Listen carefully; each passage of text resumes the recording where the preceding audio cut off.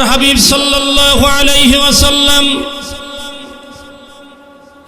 সাহাবায়ে কেরামের মাঝে তিন ভাইয়ের কিসসা বয়ান করতেছিলেন। কয় ভাইয়ের কিসসা?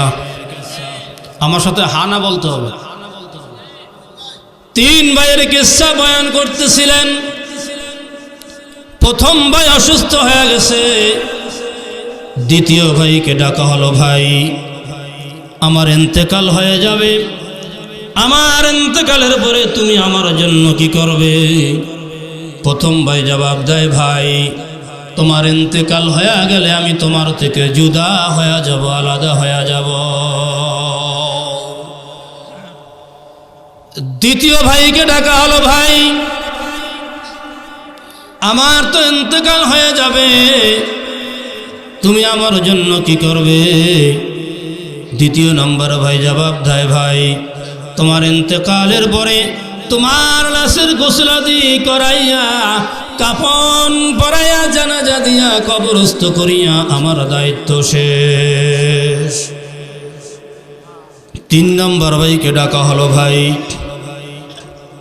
আমার তো ইন্তেকাল হয়ে যাবে, তুমি আমার জন্য কি করবে? তিন নম্বর ভাই জবাব দেয়, ভাই মালাকুল মউত আজরাইল তোমার সামনে যখন আসবে তখনও তোমার সঙ্গে থাকবো, তোমার লাশের জান খানদানি যখন হবে, তোমার জানটা যখন কবজ করবে তখনও তোমার সঙ্গে থাকবো। এ ভাই তোমাকে যখন গোসল করাবে তখনও তোমার সঙ্গে থাকবো।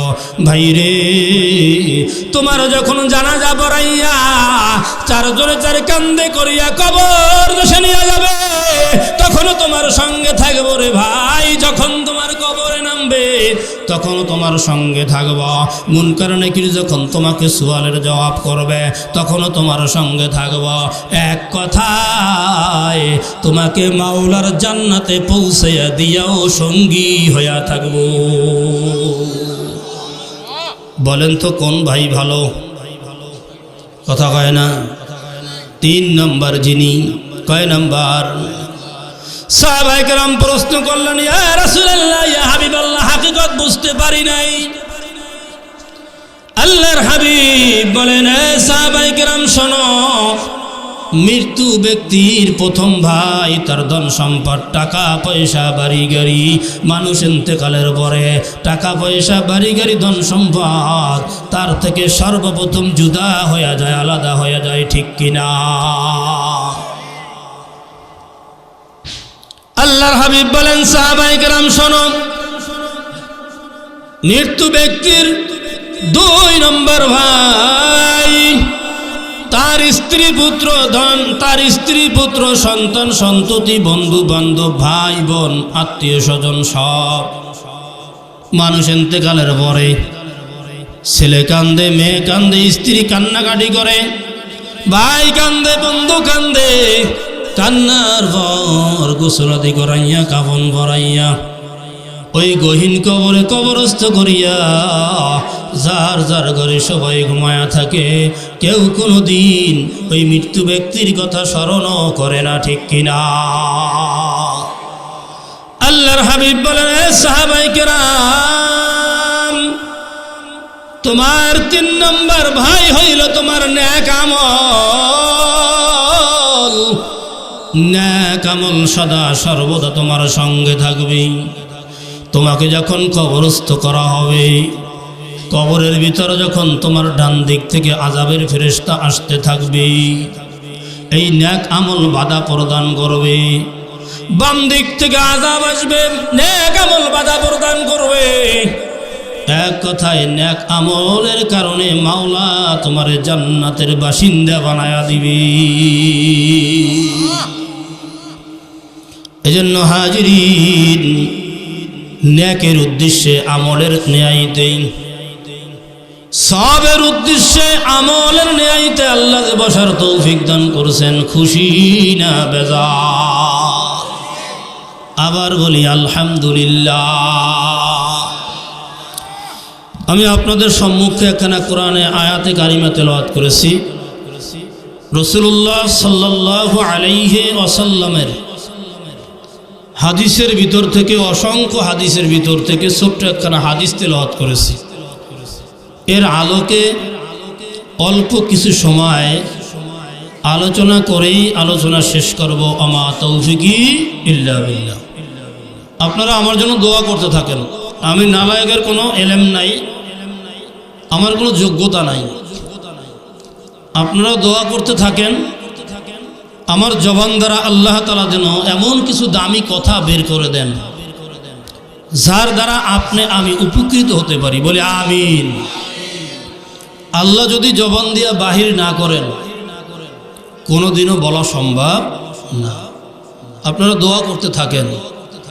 আয়াতে কারিমার মধ্যে আল্লাহ বলেন, ইয়ারফা'িল্লাহুল্লাযীনা আমানু মিনকুম ওয়াল্লাযীনা উতুল ইলমা দারাজাত। আল্লাহ পাক রব্বুল আলামিন বলেন, যারা আমি আল্লাহ এবং আল্লাহর রাসূলকে বিশ্বাস করে এবং দ্বীনের ইলম অর্জন করে, আমি আল্লাহ তাদের মর্তবা, তাদের মর্যাদা বহু থেকে বহু বাড়ায়া দেয়। আরো জোরে বলেন সুবহানাল্লাহ। আল্লাহর হাবিব সাল্লাল্লাহু আলাইহি ওয়াসাল্লাম বলেন, খায়রুকুম মান তাআল্লামাল কুরআনা ওয়া আল্লামা ইযা মাতা জারা কবরহু ৭০,০০০ মিনাল মালাইকাতি ইলা ইয়াউমিল কিয়ামা। আল্লাহর হাবিব সাল্লাল্লাহু আলাইহি ওয়াসাল্লাম বলেন, দুনিয়ার মধ্যে সর্বোত্তম মানুষ ওই ব্যক্তি যিনি কুরআনুল কারীম শিক্ষা করে এবং শিক্ষা দেয়। জোরে বলেন সুবহানাল্লাহ। একটু সামনে আগায় আল্লাহ রসুল বলেন, ওই ব্যক্তি যদি মারা যায়, তাকে যদি তোমরা গহীন জঙ্গলের ভিতরে কবরস্থ করে রেখে আসো, দুনিয়ার কেউ যদি খোঁজ না নাও, আল্লাহ পাক রব্বুল আলামিন ওই বান্দার কবরটা কিয়ামত পর্যন্ত ৭০,০০০ রহমতের ফেরেশতা দ্বারা তাওয়াফ করাইতে থাকবে। কোরআন যে শিখবে এবং শিক্ষা দিবে তার মর্তবা এটা। আমরা মাদ্রাসাগুলির মধ্যে এই পর্যন্ত পড়াই, খায়রুকুম মান তাআল্লামাল কুরআনা ওয়া আল্লামা। এই পর্যন্ত আমরা বাচ্চাদেরকে শিক্ষা দেই যে সর্বোত্তম ওই ব্যক্তি যে কুরআনুল কারীম শিক্ষা করে এবং অপরকে শিক্ষা দেয়। কিন্তু এর সামনে আরো আছে, আল্লাহর হাবিব বলেন, এই কোরআন শিখনেওয়ালা বান্দা, কোরআন শিখনে দেওয়াওয়ালা বান্দা যদি ইন্তেকাল হয়ে যায়, তোমরা যদি তাকে তোমরা জিজ্ঞেস না করো, তার খোঁজ খবর না নাও, তার দোয়ার ব্যবস্থা না করো, কারো কিচ্ছু করা লাগবে না। আল্লাহ পাক রব্বুল আলামিন স্পেশাল একটা ফোর্স রাখছেন, ওই ৭০,০০০ রহমতের ফেরেশতা দ্বারা কোরআন পড়নেওয়ালা বান্দার কবরটা জিয়ারত তাওয়াফ করাইতে থাকবে। দাম কম না বেশি? জোরে বলেন। কোরআনের সাথে যারা লেগে থাকবে তারাও দামি হয়ে যাবে। মাইকম্যান কোথায়? বললাম যে ইকোটা কমাইয়া দেন, ইকো লাগবে না আমার। কোরআনের সাথে যে লেগে থাকবে আল্লাহ পাক রব্বুল আলামিন তাকেও দামি বানায়া দিবে। এই কোরআন আল্লাহ পাক রব্বুল আলামিন কোরআনের বাড়ি রাখছেন আসমানে কোথায়? লাউহে মাহফুজে কোথায়? বাল হুয়া কুরআনুম মাজিদুম ফি লাউহিম মাহফুজ।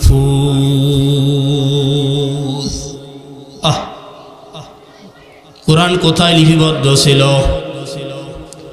লাউহে মাহফুজের মধ্যে আল্লাহ পাক রব্বুল আলামিন কোরআন লিখে রেখেছেন। এই যে দারুল হিকমা ইসলামিয়া মাদ্রাসা, মাদ্রাসা প্রথম হয়েছে আসমানের মধ্যে। ওই আসমানের মধ্যে ছাত্র ছিলেন একজন। কয়জন? জোরে কন, জোরে বলেন কয়জন? শিক্ষক ছিলেন একজন। কয়জন? শিক্ষক ছিলেন আমার আল্লাহ, ছাত্র ছিলেন আপনার আমার আদি পিতা আদম আলাইহিস সালাতু ওয়াস সালাম। ঠিক কিনা? আল্লাহ পাক রব্বুল আলামিন বললেন, আল্লামা আদামাল আসমাআ কুল্লাহা সুম্মা আরাদাহুম আলাল মালাইকা ফাকালা আনবিউনি বিআসমাই। আল্লাহ পাক রব্বুল আলামিন আদম নবীর সমস্ত নামগুলি শিক্ষা দিয়ে দিলেন। সুবহানাল্লাহ বলেন। তাইলে বোঝা গেল ছাত্র কয়জন? কথা কয় না। মাদ্রাসা কোথায়? আসমানে। শিক্ষক কয়জন? শিক্ষকের নাম কি? ছাত্রের নাম কি? আপনার আমার আদি পিতা আদম আলাইহিস সালাতু ওয়াস সালাম। আদি পিতারে আল্লাহ বানাইছে দুনিয়ার জন্য। কেমনে থাকবে জান্নাতের মধ্যে? কথা কন না কেন? আল্লাহ বানাইছে তাকে দুনিয়ার জন্য, সে কেমনে জান্নাতে থাকবে? আল্লাহ পাক রব্বুল আলামিন আদি পিতারে এই দুনিয়ার মধ্যে প্রথম মানুষ বানায়া পাঠায়া দিলেন। সুবহানাল্লাহ কইতেন না? হায়াতুল হায়ানের মধ্যে আসে আদি পিতা আদম আলাইহিস সালাতু ওয়াস সালাম। আদি মাতা হাওয়া আলাইহিস সালাতু ওয়াস সালাম যখন দুনিয়াতে আসলেন, আসার পরে একদল হরিণী আদম আলাইহিস সালাতু ওয়াস সালামের সাথে সাক্ষাৎ করার জন্য তার সামনে উপস্থিত হয়ে গেলেন।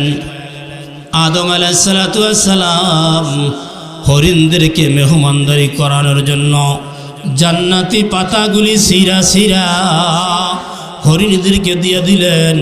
হরিণীরা ওই পাতা পাইয়া জঙ্গলার ভিতরে দৌড়ায়, আনন্দে আত্মহারা, আনন্দে মাতোহারা। বেহেশতি পাতার ঘেরানে পুরা জঙ্গলা আলোকিত হয়ে গেছে।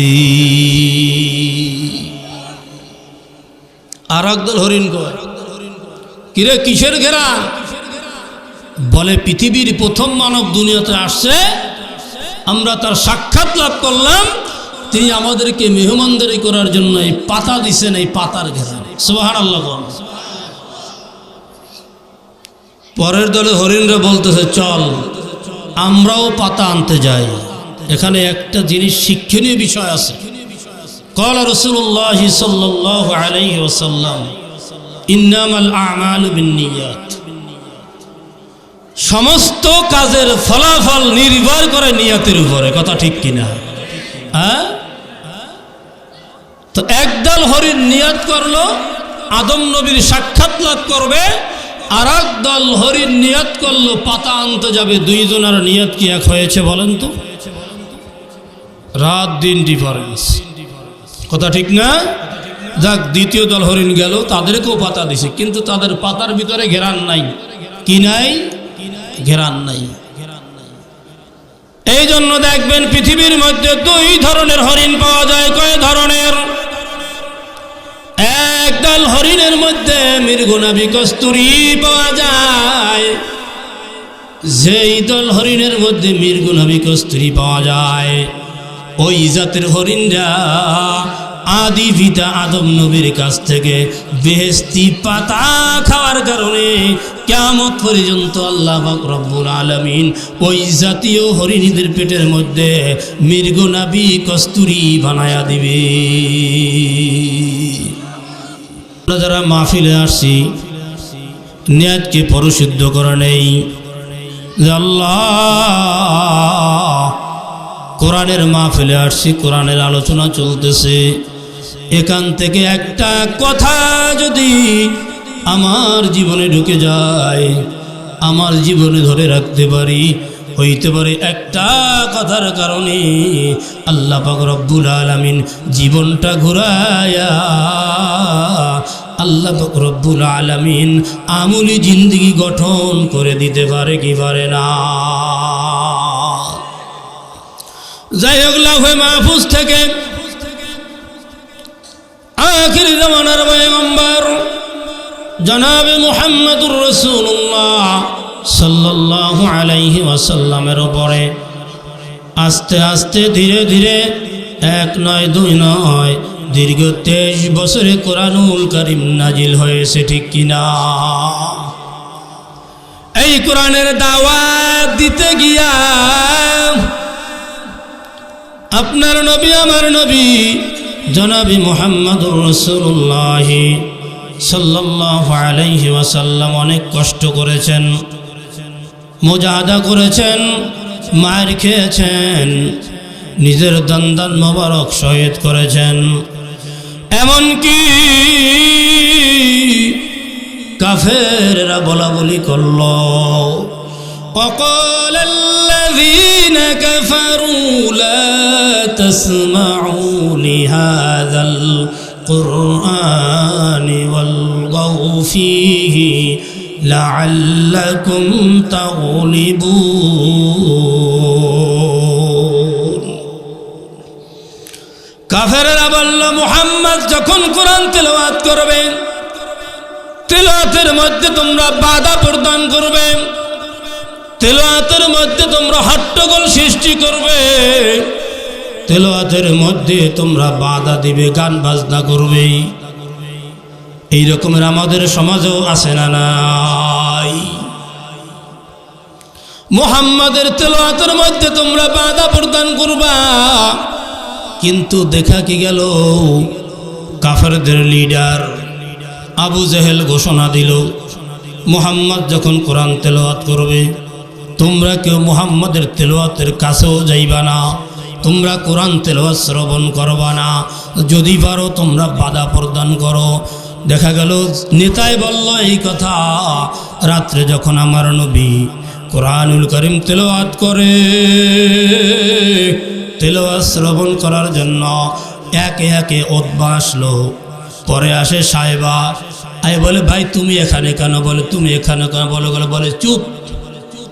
এরপরে আসে একে একে আসতে আসতে কাফেরদের লিডার আবু জেহেল আসে মাওলার কোরআন শ্রবণ করার জন্য। বলে তোমরা এখানে কেন? বলে আপনি এখানে কেন?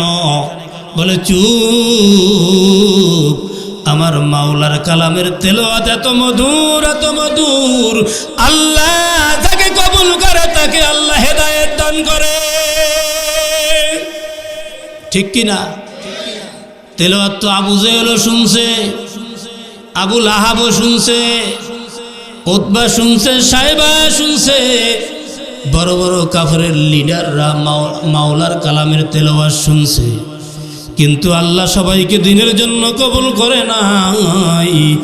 একমাত্র আল্লাহ পাক রব্বুল আলামিন দিনের জন্য কবুল করেছে অর্ধ জাহানের বাদশাহ খলিফাতুল মুসলিমিন হযরত ওমর ফারুক রাদিয়াল্লাহু তাআলা আনহুকে।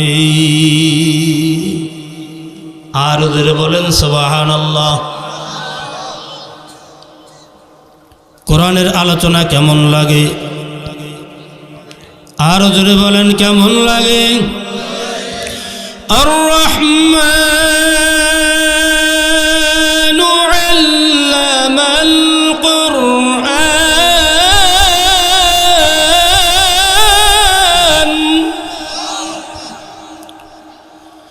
খালাকাল ইনসানা আল্লামাহুল বায়ান।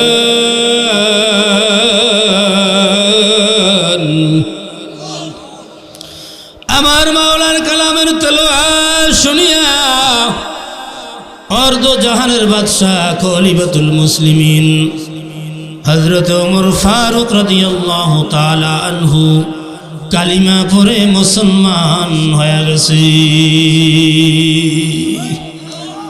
এর আগে আমার নবী দিনের দাওয়াত দিয়েছেন গোপনে গোপনে, আর দোয়া করেছেন আল্লাহ দুই ওমরের এক ওমরকে মুসলমান বানাও, অর্থাৎ আবু জেহেল আর ওমরের জন্য আল্লাহ দোয়া করছেন, কিন্তু আবু জেহেলের জন্য আল্লাহ দোয়া কবুল করেন নাই, ওমরের জন্য আল্লাহ দোয়া কবুল করেছেন। ওমর মুসলমান হওয়ার পরে ঘোষণা দেয়, ও নবী গো, এতদিন ইসলাম প্রচার হয়েছে গোপনে গোপনে, আজকে আর গোপনে গোপনে ইসলাম প্রচার হবে না, আজকের প্রচার হবে প্রকাশ্যে।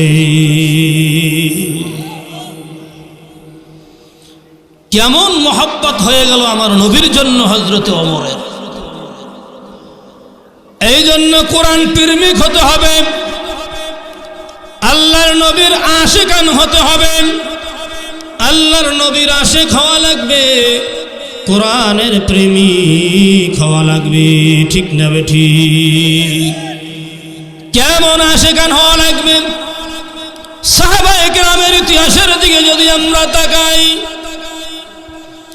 আমর ইবনুল আস রাদিয়াল্লাহু তাআলা আনহুকে খলিফাতুল মুসলিমিন হযরত ওমর সিফা সালার বানাইয়া জেরুজালেমের মধ্যে পাঠায়া দিছে। জেরুজালেম গিয়া আমর ইবনুল আস রাদিয়াল্লাহু তাআলা আনহু ইহুদিদের সাথে যুদ্ধ করলেন। যুদ্ধ করতে করতে করতে করতে জেরুজালেমের চৌরাস্তা পর্যন্ত মুসলমান দখল করে ফেলল। চিল্লাকান সুবহানাল্লাহ। জেরুজালেমের চৌরাস্তায় ইয়াহুদীদের নবী ঈসা আলাইহিস সালাতু ওয়াস সালামের একটা মূর্তি ছিল। কি ছিল? মূর্তি ছিল। চৌরাস্তা পর্যন্ত মুসলমান, জেরুজালেমের চৌরাস্তা পর্যন্ত মুসলমান যখন বিজয় হলো, দখল করে ফেলল, পরদিন মুসলমানদের শিবিরে খবর চলে আসলো, ইহুদিরা বলা বলি করতেছে, মুসলমানরা আমাদের নবী ঈসা আলাইহিস সালাতু ওয়াস সালামের নাক ভাঙছে, আমরাও মুহাম্মদ নামের একটা মূর্তি তৈরি করব। জোরে কান নাউযুবিল্লাহ। মুহাম্মদ নামের একটা মূর্তি তৈরি করে ওই মুহাম্মদ নামের মূর্তির নাক ভেঙে আমাদের নবী ঈসার নাক ভাঙার প্রতিশোধ আমরা গ্রহণ করব। খবর যখন মুসলমানদের শিবিরে চলে আসলো, মুসলমানদের সিফাসালার আমর ইবনুল আস রাদিয়াল্লাহু তাআলা আনহু বলেন, এ ইহুদিরা, তোমরা মুহাম্মদ নামের মূর্তি বানায়ো না, মুহাম্মাদের নামের মূর্তি বানায়া মুহাম্মদ নামের মূর্তির নাক তোমরা ভেঙো না। এ ইহুদির দল, আমি কথা দিলাম, ওই মূর্তির নাক ভাঙার পরিবর্তে আমি আমর ইবনুল আসের নাকটা কেটে নিলেই তো বদলা হয়ে যায়। নারায়ে তাকবীর! আমি আমর ইবনুল আসের নাকটা কেটে নিলেই তো বদলা হয়ে যায়। এ মুসলমান, কেমন আশেক নবীর আমার! মুসলমান শিবিরের মধ্যে কান্নার রোল ফুরে গেল। হ্যাঁ, আমাদের সিপাসালার, আপনি যাইয়েন না, যাইয়েন না। এদিকে আমর ইবনুল আসের এই সংবাদ শুনিয়া ইয়াহুদির একটা মাঠের মধ্যে স্টেজ বানায়া ফেলাইল। লক্ষ লক্ষ ইয়াহুদি সেখানে উপস্থিত হয়ে গেল। মুহাম্মাদের মুসলমানদের সিপাসালার আমর ইবনুল আসের নাক তারা কাটবে। আমর ইবনুল আস রাদিয়াল্লাহু তাআলা আনহু আমার নবীর অপমান হবে এটা বরদাস্ত করতে পারেন নাই।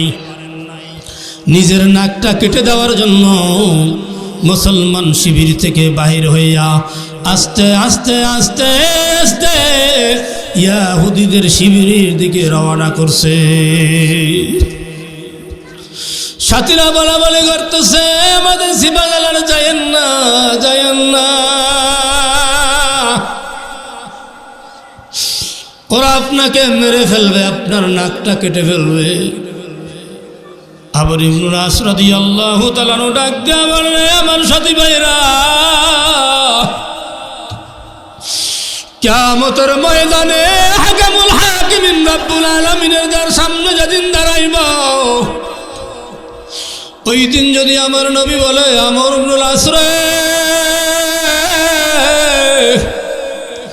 ইয়াহুদির আমি মুহাম্মদ নামের মূর্তি বানায়া নাকটা ভাঙলো, তুই কি পারলি না আমার নাকের পরিবর্তে তোর নাকটা দেওয়ার জন্য? আমি সেদিন কি জবাব দিব? মুসলমানদের সিপাহ সালার আমর ইবনুল আস রাদিয়াল্লাহু তাআলা আনহু ইয়াহুদিদের স্টেজের দিকে রওনা। যাইতে যাইতে গিয়া ইয়াহুদিদের স্টেজে উঠল, লক্ষ লক্ষ ইয়াহুদি আনন্দে আত্মহারা হয়ে গেল। মুসলমানদের সিপাহ সালার আমর ইবনুল আসের নাকটা কাটব, এমনই মুহূর্তে লক্ষ লক্ষ ইয়াহুদিদের ভিতর থেকে একটা ইয়াহুদি লাফ দিয়া উঠছে, বলে ভাইরা আমার, কেমন মুসলমানের মুসলমান, কেমন নবীর আশেক, আর আমরা কেমন নবীর আশেক হইলাম। এই ইহুদিদের দল শোন, আমাদের নবী ঈসার মূর্তির নাক মুসলমান ভাঙে নাই, আমি ইহুদি হইয়া ভাঙছি।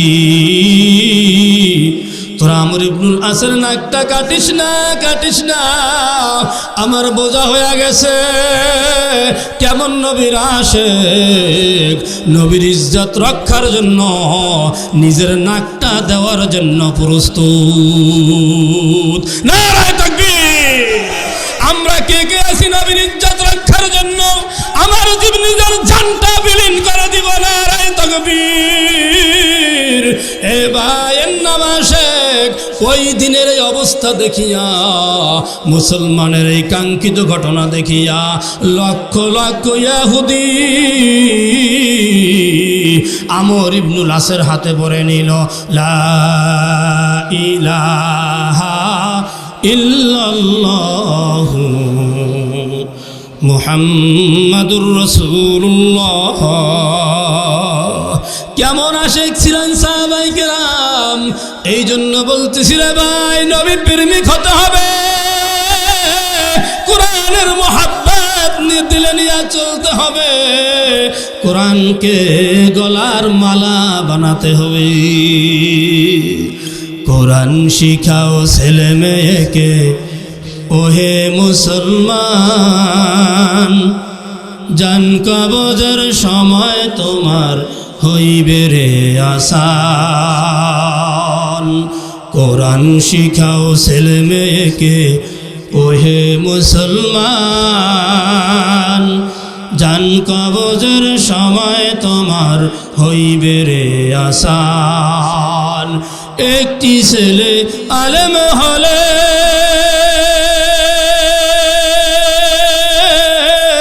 শ্রয়াসীন মৃত্যুকালে ভেগে যাবে মরদুদ শয়তান, ভেগে যাবে মরদুদ শয়তান, থাকবে রে ঈমান। জান কবজের সময় তোমার হইবে রে আসান, জান কবজের সময় তোমার হইবে রে আসান। কোরআন শিখাও ছেলে মেয়েকে, ওহে মুসলমান, জান কবজের সময় তোমার হইবে রে আসান। ঠিক কিনা? আল্লাহর নবী বলেন, যে ব্যক্তি কোরআনকে পড়বে, কোরআন শিখবে, কোরআন অনুযায়ী আমল করবে, কিয়ামতের ময়দানে আল্লাহ পাক রব্বুল আলামিন তার পিতা মাতাকে এমন একটা নূরের টুপি পরা দিবেন, যেই টুপির আলো সূর্যের আলোর চাইতে বেশি উজ্জ্বল হবে। আর জোরে বলেন সুবহানাল্লাহ। এই মর্তবা আমরা চাই কি চাই না? আমার ছেলে দামি হোক চাই কি চাই না? আমার মেয়ে দামি হোক চাই কি চাই না? মরার পরে আমার মেয়ের খবর ছেলের খবর কেউ নিবে না, কিন্তু 70,000 রহমতের ফেরেশতা দ্বারা ওই বান্দা বান্দির কবরটা আল্লাহ জিয়ারত করাইতে থাকবে। আর যে তার মেয়েকে, যে তার ছেলেকে কোরআনের শিক্ষায় শিক্ষিত করবে, এ ভাই আজকে তো বাংলাদেশের অবস্থা বেহাল হয়ে গেছে, ঠিক কিনা? শরীফ থেকে শরীফে বানায় দেয়, কথা কন না কেন? আজকে বাংলাদেশের শিক্ষার সিলেবাসের যে অবস্থা, ওই শিক্ষার সিলেবাসের মধ্যে যদি আপনার আমার সন্তানকে পড়াই, কোনোদিন ভালো মানুষ বানানো সম্ভব না। আপনার আমার ছেলেটা নাস্তিক হতে বাধ্য। সেই সিলেবাস আমাদের বাংলার জমিনে বাস্তবায়ন হয়ে গেছে, কথা ঠিক কিনা? ধন্যবাদ জানাই ওই সমস্ত প্রফেসরদেরকে, ধন্যবাদ জানাই ওই সমস্ত শিক্ষকদেরকে, ধন্যবাদ জানাই ওই সমস্ত ছাত্র ছাত্রী ভাই বোনদেরকে, যারা এই শরীফ শরীফ নামের কাগজ ছিঁড়ে ছিঁড়ে এরপর প্রমাণ করে দেখিয়ে দিয়েছেন বাংলার জমিনের মানুষ এই সিলেবাস চায় না, চায় না, চায় না। কথা ঠিক কিনা ভাই? আমার মেয়েকে কোরআনের শিক্ষায় শিক্ষিত করতে হবে। আজকে দেখেন আমার ভাই বন্ধুদেরকে আমি দোয়া করি সদা সদা সর্বদা, যে তারা এই রকমের এই শরীফ শরীফ নামের যত নাস্তিকতা আছে সব ছিঁড়ে ছিঁড়ে আগুনে পোড়াইয়া দেখিয়ে দিয়েছে যে আমরা বাংলার জমিনের ছাত্র ছাত্রী জনতা আমরা এই সিলেবাস মানি না, মানি না, মানি না, মানব না, ঠিক না বেঠে? এজন্য আসুন ছেলে মেয়েদেরকে কোরআনের শিক্ষায় শিক্ষিত বানাই, ছেলে মেয়েদেরকে কোরআনের শিক্ষায় শিক্ষিত বানাই। আমি প্রায় জায়গায় বলে থাকি, বাংলার জমিনে যদি এই মাদ্রাসা শিক্ষার ব্যবস্থা না থাকতো, তাইলে আমরা এখন 100% শিক্ষার হার দেখাই, আমরা 0% দেখাইতে পারতাম না। চ্যালেঞ্জ, আই ক্যান চ্যালেঞ্জ ঘোষণা করলাম আমি। দেখবেন এদেশের শিক্ষা প্রতিষ্ঠানগুলিতে কি শিখায়? বাচ্চাদেরকে নাচ গান, ব্যঙ্গের নাচ, এই নাচ সেই নাচ শিক্ষা দিতেছে। আর এই মাদ্রাসাগুলির মধ্যে দেখবেন এই যে সূরাতুল ফাতিহার ইংরেজি অনুবাদ কত সুন্দর করে ছোট্ট ছোট্ট শিশুরা আমাদেরকে শোনাইলো, খুশি না বেজার? এটাই এদেশের মাদ্রাসার ফসল, এটাই এদেশের মাদ্রাসার ফসল, ঠিক কিনা? শোনেন, এই দেশের যতই মাদ্রাসা আছে, এই মাদ্রাসার মধ্যে বাচ্চাদেরকে যে কায়দায়, যে সুন্দর করে বাংলা, অঙ্ক, ইংরেজি হাতে হাতে ধরে শেখানো হয়, শিক্ষা প্রতিষ্ঠানে এগুলি শিক্ষা দেওয়া হয় না। এজন্য আসুন আমরা কোরআনের শিক্ষায় শিক্ষিত হই, আমাদের সমাজটাকে কোরআনের শিক্ষায় শিক্ষিত করি। কোরআন যখন আমার ঘরের ভিতরে থাকবে, আমার ঘরটা জান্নাতের বাগান হয়ে যাবে। কোরআন যখন আমার সমাজে থাকবে, সমাজটা জান্নাতের বাগান হয়ে যাবে। এই মাদ্রাসার ছাত্রগুলি যখন কবরস্থানের পাশ দিয়ে হেঁটে হেঁটে যাবে, ওদের বরকতে আল্লাহ পাক রব্বুল আলামিন ওই কবরের আযাব 40 দিন পর্যন্ত বন্ধ রাখবে। আরো আসতে বলেন। তাইলে বাচ্চাকে কোরআন শিখাইলে লাভ না ক্ষতি? আমিও দামি হয়ে যাব, আপনিও দামি হয়ে যাবেন, আমার সন্তানটাও দামি হয়ে যাবে। হে আল্লাহর গোলাম, একদল বাইর হইছে কোরআনের অর্থ না বুঝলে কোরআন পড়িও না, বল নাউজুবিল্লাহ। যাই না রাখেন, কোরআন বুঝা পড়লেও সব, না বুঝা পড়লেও সব, কোরআন দেখা আফসোস করলেও সব, কোরআন বুকে লাগাইলেও সব, চুমো খাইলেও সব, আবেগ ভরা কণ্ঠে আফসোস করলেও আল্লাহ পাক রব্বুল আলামিন তেলাওয়াতের সব দিয়া বান্দাকে ওলি বানায়া দুনিয়া থেকে বিদায় করে দিবি।